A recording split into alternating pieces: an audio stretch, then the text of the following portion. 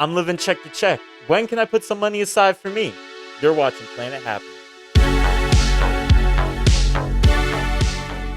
All right, we're live. 6 a.m. here at Planet Happening. Elliot, thanks for coming on the show. Happy to have you. Yeah, thanks for figuring out my financials. Yeah, hey, anytime. We'll take a look together, see what we can do. All right. So first, would you like to introduce yourself? Yeah, sure. I'm Elliot. I'm 24. I live in Bushwick. I have 3 roommates. I am living a typical 20-something life. I have a lot of gig jobs, a lot of part-time jobs. At the moment, I think I have 3 consistent jobs. Oh, wow. All right. We'll see what we can do for you here. How we kind of set up the show is that you sent me your financial information beforehand. We'll take a look at your last month's worth of spending, and then we'll see how that flows into kind of a few different financial statements that will make personalized for you. So, how familiar would you say you are with like financial statements and financial concepts, things like that? The best term is financially illiterate. All right. Hey, well, that's all right. We help out everybody here. The 3 main financial statements that companies use is the first is the income statement. That's where you kind of look at how much money you made in a certain time period, how much you spent, and then finishing on what's your net income, right? So gross income, everything before all spending, taxes, things like that. Net income is what you're left over with. And then kind of the big question then is what you do with that net income. And so the next financial statement is a balance sheet. The balance sheet then is like how much is in each account at any point in time. So you say, we have X amount in these bank accounts, we have X amount loans outstanding, debt, things that we're still expecting, invoices that people haven't paid us back yet, things like that. And then here's how much equity we have, how much the company is worth, or in more of a personal level, here's your net worth that you have. So that's the purpose of the balance sheet. The third one is a little more niche, and we won't be building for you today. It applies less to personal finance. It's called the cash flow statement. So the cash flows are like companies are often doing like a lot of non-cash adjustments.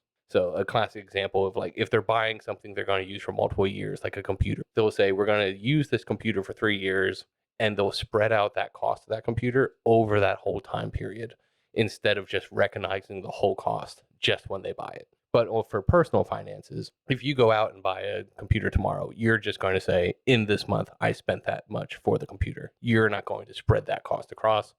So we don't really need a financial, like a cash flow statement for you on a personal finance level because your income statement is already basically a cash flow statement. Yeah, I definitely can't afford a laptop anyways. Okay, we'll see. Looking at your last month's financials right here, we have about $3,000 coming in. And like you said, this is coming in from multiple different gig work things. And we're assuming that most of these are already like kind of post-tax, right? So this is what's actually hitting your account. You're making about $3,000. And then now we'll look at your expenses. And your expenses will kind of break up into 3 big categories. First will be your needs. So these are things like your rent and groceries or anything that is like essential to survive. Then we'll go to your wants. So anything that you're kind of spending for fun. So like going out, drinks, bars, coffee, things like that. Any of the nice to haves. And then what's left over, then we'll look at your savings and debt. So anything that you're paying towards debt payments, and then anything that you're putting away for savings. So for your needs, starting off, pretty small grocery budget. Looks like you've gone to a grocery store about 3 times this month. Not very big, but it's kind of what we're seeing so far. Then we have your rent, which is about $1,000 right now. So living with roommates in Bushwick, you can kind of get a room, assuming it's not the biggest. Okay. No, yeah. Every place in Bushwick just has high ceilings and not a lot of space. You say it was 6 a.m. and I've got like a beer out. I know. You're here at 4:30 a.m., the only time everyone had to film. We can see your public transportation, so taking the subway, trains, things like that. It looks like you did that about 20 times. That's about $100 for the month. Wow, that really adds up. Wow. It does. But it's about $290 per trip. Like, it's not crazy. And then there's a few like Metro North, things like that. Yeah, that was me visiting family, my girlfriend's parents in Awesome. Connecticut. We have your gym membership down here. Love to see that. Could be healthy. I could be a little healthier. It's fine. Don't go to my gym, it's pricey. And then lastly, then we have this $1,200 in Venmo. So I include this financial category in needs. Obviously, Venmo payments and stuff could be fun things to friends or things like that. So it's maybe not necessarily needs, but I kept financials here to be conservative. But obviously, that's a very substantial amount for this month, right? Yeah, that was my security deposit on my new place in Bushwick. Okay, cool. That took a number out on me. All right. So that brings your total needs then to about $2,600.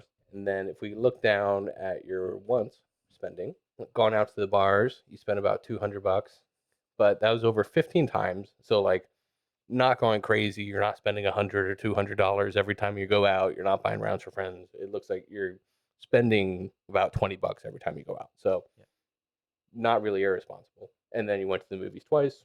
Down here in the food category, looks like you got fast food quite a bit, spending about $10 each time. Uh, Coffee a few times. Restaurants, not very much. But then the convenience store, the bodegas, looks like you're hitting those every day. Yeah, yeah, that's a big one for me. It's usually a hungover bagel, but that's definitely something I can avoid and put into my grocery bill. Okay, well, we can take a look. When you're hungover, you don't always want to, cook your breakfast. Absolutely. Ubers, nothing crazy there, about $20. And then no Spotify, Netflix, anything like that. No, no, I'm on family plans. So that brings your total ones to $760. Really under $1,000 for New York City. Very responsible. Like that's not bad at all. So that brings your total expenses about 3,300. We know your incomes, maybe not as high as we would like it to be. So that's leaving you at a deficit of about $400 that month. Oh, So now let's go up and let's see what we can change to make what your ideal budget would be versus what you spent last month. And then see if we can get you a spot where we're kind of breaking even on the spending here. sure. Right? Okay.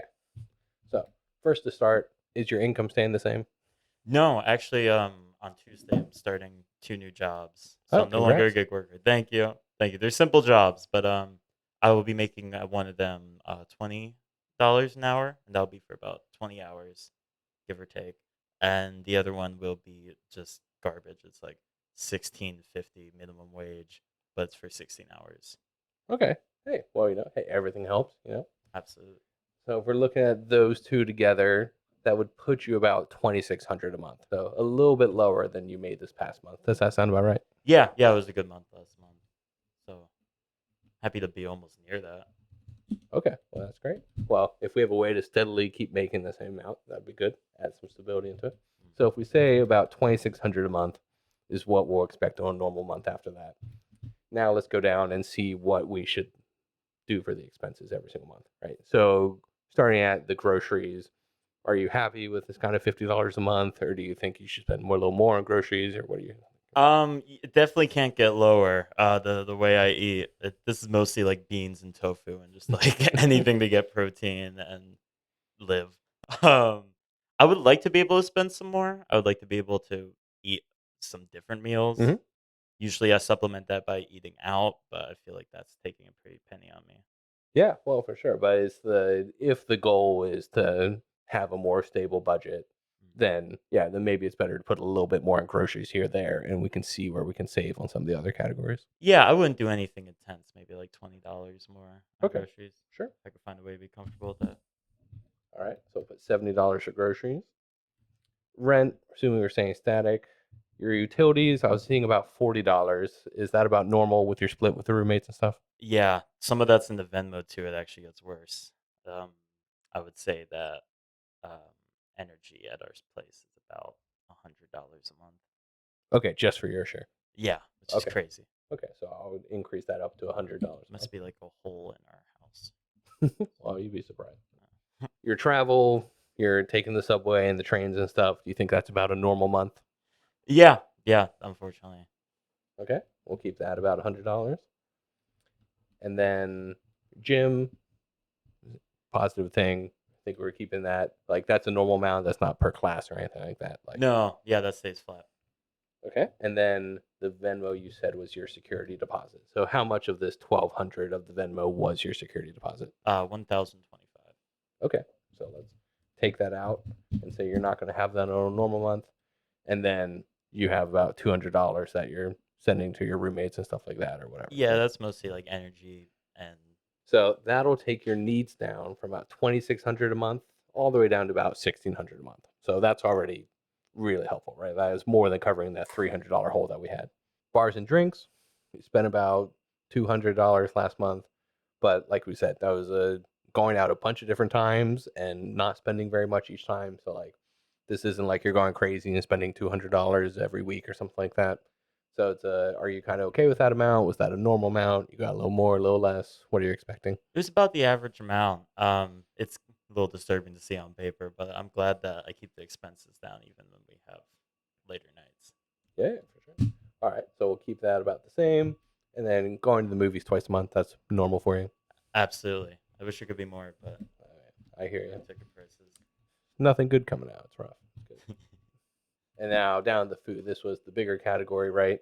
So between the fast food and going to the convenience stores and stuff, anything you'd want to change here? And like, what are you shooting for? Is this Yeah, you think you did too much? the fast food is really surprising. I guess that's mostly like pizza. Yeah, I These think are it was mostly pizza, maybe a Chipotle or something here or there. Things like that. yeah, these are things I get when you know time is of the essence. So I would say it would be hard to change, but out of everything that we're talking about on this list, fast food is something I'd really like to push back on. All right. So what are you thinking? You think you want to cut that in half, or maybe just cut it down 25%? Like, It would be really good to cut in half. I just don't know if my schedule if that'll work out. Just because sometimes you're stuck in the middle of Manhattan and yeah. All right. home's far away. I would say maybe I would like to cut that down by 25. Okay. Okay. Uh, Restaurants wasn't very much. You did that twice. Uh, Coffee also. It doesn't look like you're going out getting coffee every single day, No. so that's not bad. And then going to the liquor store a little bit. That's much cheaper than going out to the bars, so it's a not bad. Yeah. And then you only got Uber Eats once. That's really a killer. So like when people are doing that every day, like it's way more expensive than just getting takeout or something like that. So it's a good to see you're not blowing a lot there. And then the last one is the convenience stores. Yeah, that's a big one. But that's just kind of how New York functions. Like you have to get everything at convenience stores. So Yeah, I don't know if I would be able to bring it down. Um, but it does suck to look at it does. All right. on So you want paper. you want to leave that about the same. Yeah, yeah. True pods are expensive with these tariffs. It's not going to change. All right. So that leaves your total once still about $700, and then that leaves your total spending then at about 2,400 a month, as opposed to kind of that 3,400 we saw last month, but we knew that included that security deposit for the new apartment, Yeah. right? So that'll bring your total spending then, or sorry, your net income then of on your $2,600 income, you'll have about $300 a month left over. Okay. And so we'll see that on a normal month. And then now we'll kind of want to like, let's take some one offs into consideration. Any big events or holidays or any things that you're kind of planning ahead for? Thankfully this year just the classics. I mean, so I have 4 family members that I'll definitely have to be getting Christmas presents for, and I have the birthdays. I'm quite frugal, so these presents are small but very thoughtful, but just small. I would say I can usually get away with spending about $100 around Christmas and maybe 125 to 100 for different birthdays throughout the year. Sure. All right. We'll just put both those in so they're captured in the year. So that leaves you with about $300 net income after all your expenses every single month, right?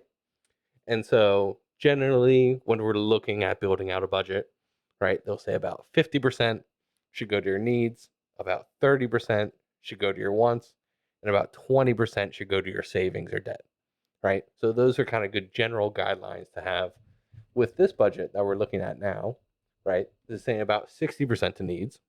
There's not much to do about that, right? The rent's really expensive in New York.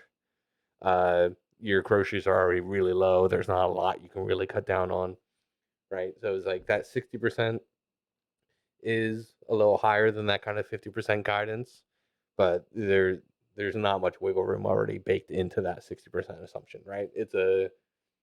You don't really have a very strong income for New York, so like it's hard to manage there.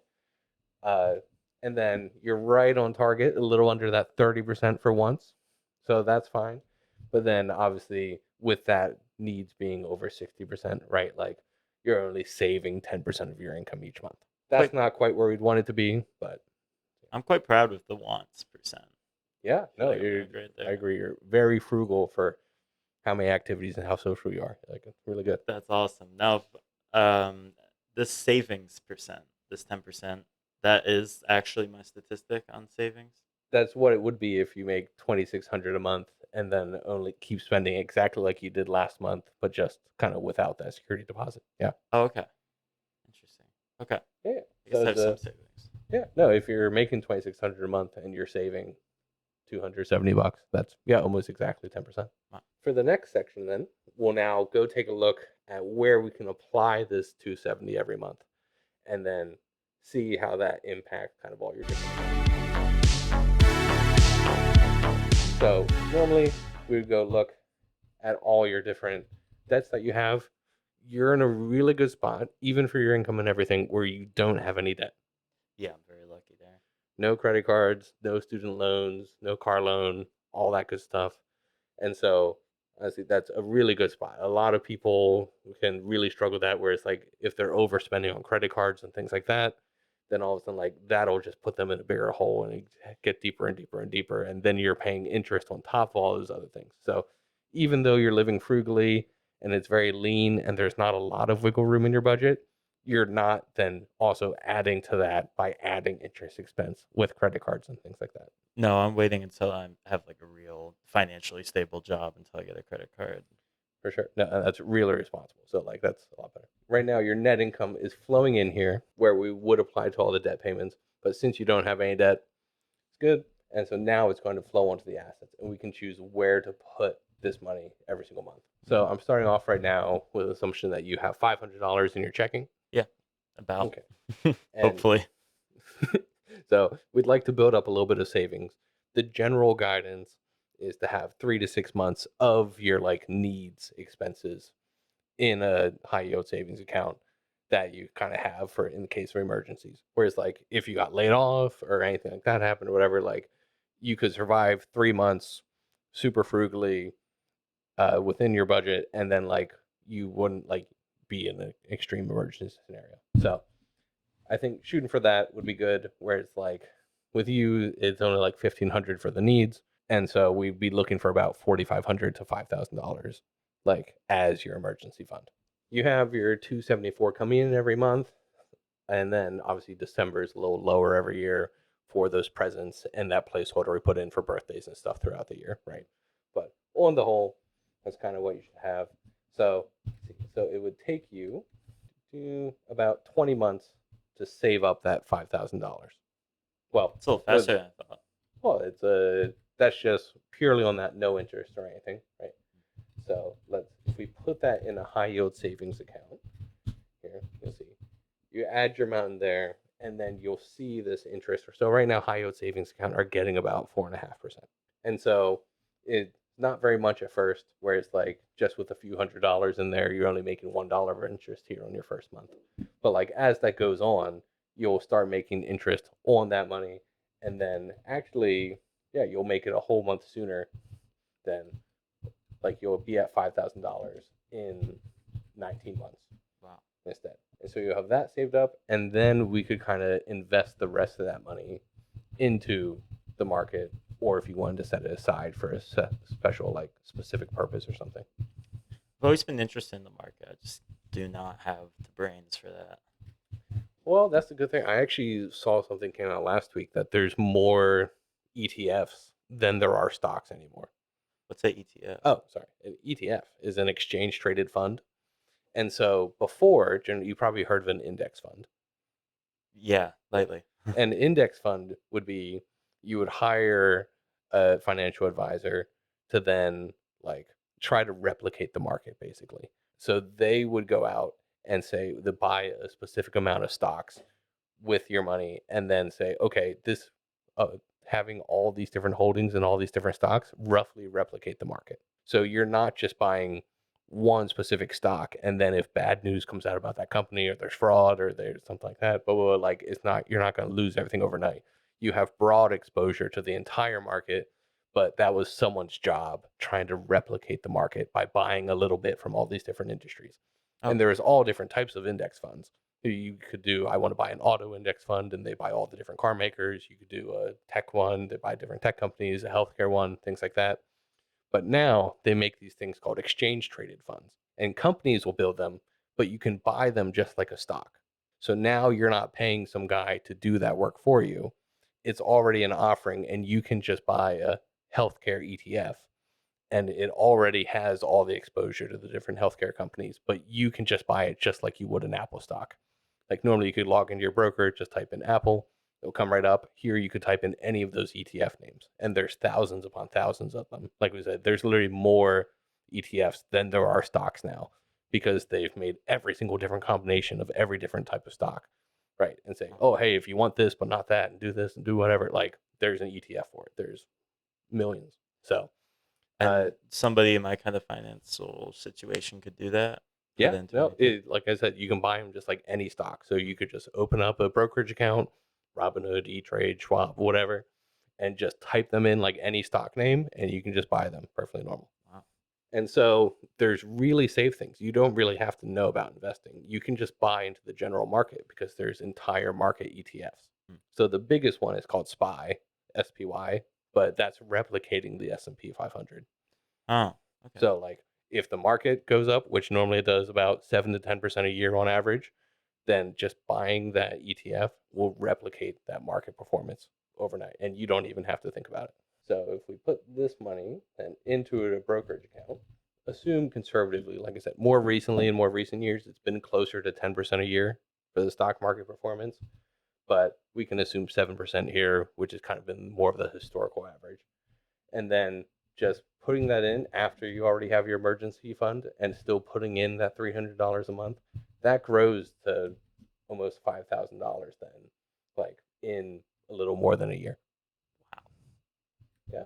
So like that's more higher interest, but like it's not a straight line. Sometimes the market can double in just a few years, and other times it can have a year where it's down 20% or something like that. So it's not a straight line, but historically it's been 7 to 10%. How much is the difference between that and a high yield interest loan? The high yield is more 4.5%, but that is very steady as of right now, where interest rates are right now.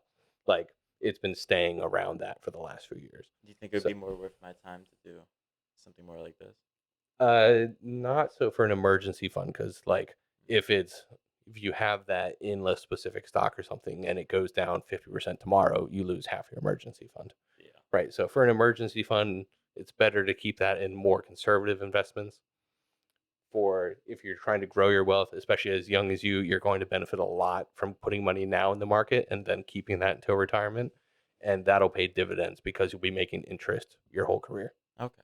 Now, for the final part, we'll go to the balance sheet. So, the balance sheet is made up of a few components. The simple equation is your assets equal your liability plus your equity. And what that means in simple terms is your assets, everything you own, has to equal the same as what you owe other people and then your ownership share of those things. And so for you, the math is very simple. Yeah. I think the only thing I own is some Criterion copies. Okay, well, we can try to put a valuation on those if you want. This is assuming you're starting with 500 in your checking. You save $275 next month. You're finishing with your total assets in your accounts are about $776. And then we look at your liabilities, like we said, really good, no debt, no credit cards, no student loans. And so no liabilities. And so that makes your equity really easy to do, where it's 776 minus zero, your net worth is $700. And then if you keep doing those savings over time and building those things with investments, right? A year from now, you could be at almost $4,000 of net worth. And then, like I said, because we don't really have many raises or things like that assumed in there, it's going to be about that $4,000 then plus a bit of interest that you keep adding every single year after that, right? So it'd be about $7,000 2 years from now, and then it would be a little over $10,000 3 years from now. Okay. $10,000. Yeah, it's not bad. Yeah, you could do something with that. I don't know what it is, but hopefully I have a plan in 3 You years. could. But hey, if around that time, if you have that little bit saved up and you had that goal of getting your own studio apartment, Hmm. then like I think like then you're at a perfectly safe place. Whereas like it's fine. Hopefully you get some your security deposit back. You can go out, get your own apartment, things like that, and that would be in like 2 or 3 years. It's always good to have an escape plan from New York because Oh things yeah, go sour. for sure. All right. Any other questions? No, this has been super clear. All right, great. Well, if you would like your own personal financial model, apply at the email in the description below. Thank you. All right.